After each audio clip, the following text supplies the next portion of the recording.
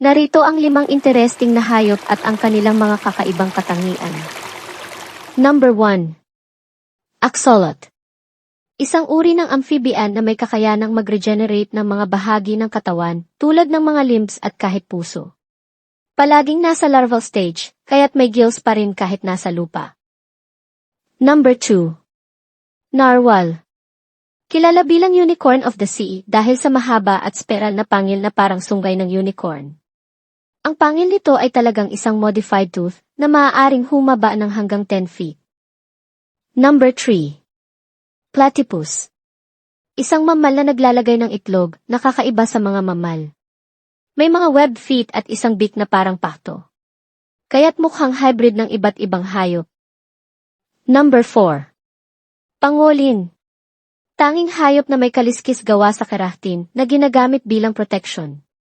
Nagiging hugis bola pag natatakot at may kakayahang mag-emit ng masangsang na amoy para sa depensa. Number 5. Hummingbird. Tanging ibon na kayang lumipad ng paatras na hindi kayang gawin ng ibang ibon. Napakabilis ng kanilang paglipad na umaabot ng 80 beats per minute, kaya't kailangan nila ng maraming nektar para sa enerhiya. Kung nagustuhan mo ang mga ganitong content, mag-follow na para sa mga susunod pang video upload.